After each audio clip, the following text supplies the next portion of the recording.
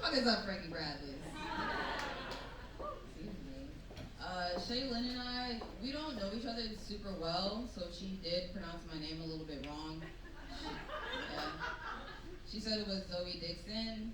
It's actually pronounced Zoe come and get this Dixon.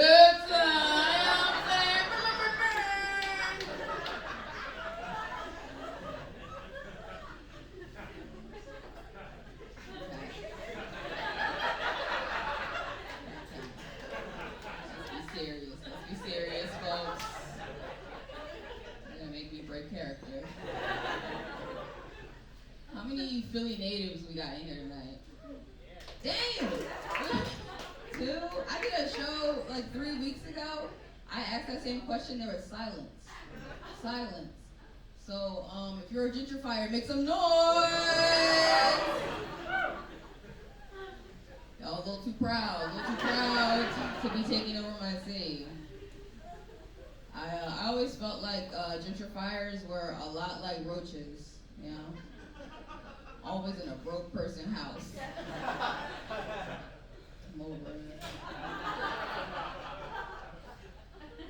I love Philly. I love performing here. I love being from here. I love Philly because it's like the only city where you can be half Muslim. Assalamu alaikum. I feel like you're not from here if like your first pet wasn't a turtle you bought off the train. Like, it's just not. I usually don't read the news because I'm hot, but I recently read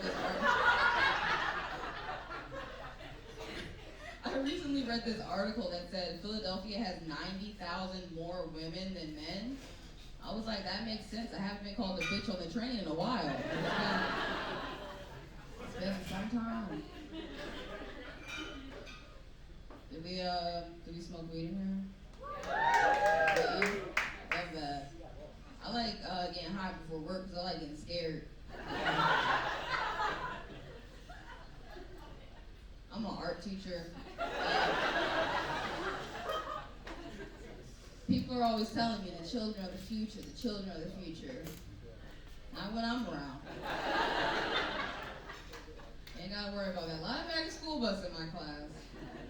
That's crazy. They were like kind of hiring anyone to be teachers during the pandemic. Like, I don't even have a degree. I'm a comedian. That's crazy as hell.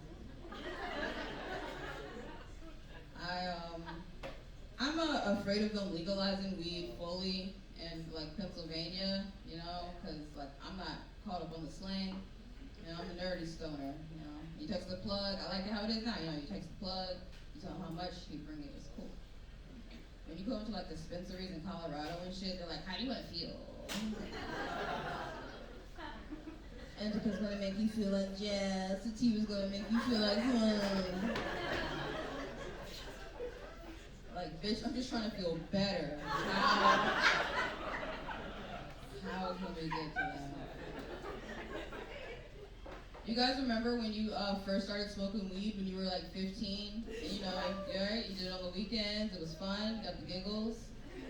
And now you gotta do it every single day so you don't get depressed. Ladies, that's crazy.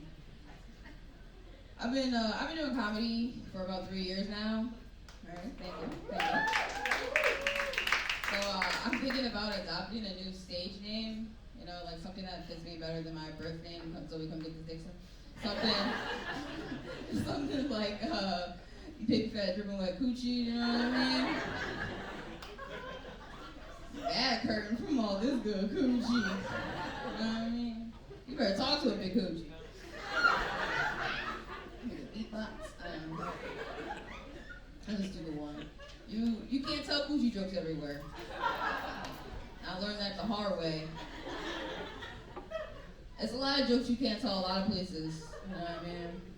Different cities have different backgrounds and shit. You know, different audiences have different viewpoints. Blah blah blah. Like I did a show in New York a few months back, right? And I told them a 9/11 joke, you know? And it bombed.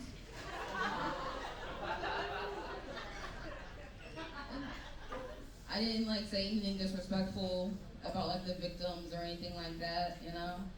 I just asked them where the Ninja Turtles were on that day when America needed them most.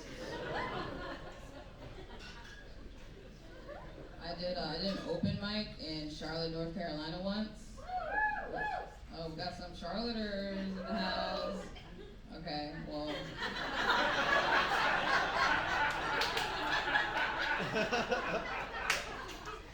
Y'all are about to hate this joke.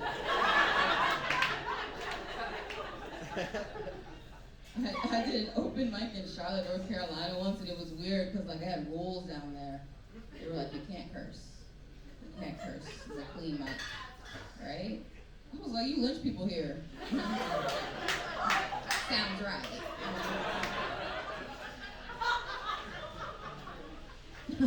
we're African Americans, okay?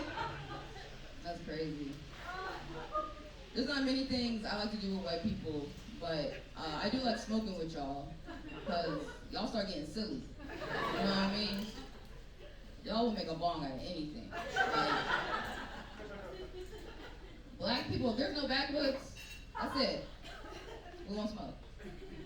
White people will just have like an apple and a Florence and the Machine mixtape, and you better get fucked up. I've been dating recently. Nobody cares. I like dating older guys. I'm 24. I like dating guys in like their 30s and stuff, because guys my age do not have bed frames. You know? Call me old-fashioned. But I love a man with some furniture.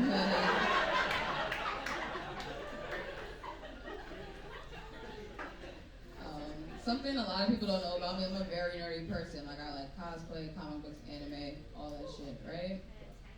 And like as a result of that, I date a lot of nerdy men.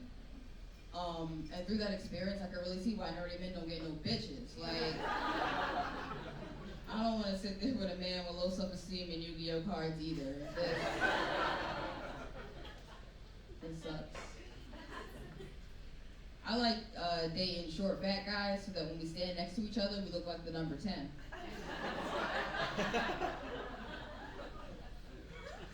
That was stupid.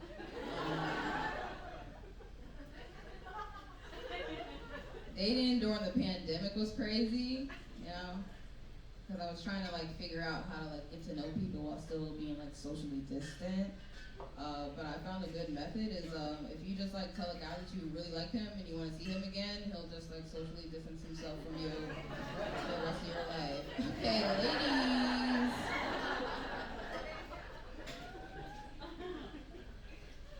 There's a lot of things I don't like with dating. I don't like when guys get cocky when they're eating you out and your legs start shaking, you know? They're shaking because I'm out of shape. Where are my lazy girls at?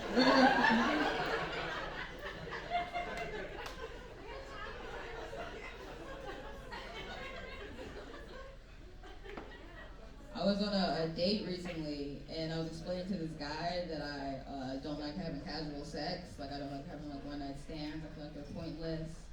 And he was like, I can see that, like I understand it, like hookup culture is so brutal, and one-night stands aren't beneficial to women, and blah, blah, blah, blah. And I was like, yeah, all that stuff's true, but I don't like having casual sex because nothing casual about this pussy. You know what I mean?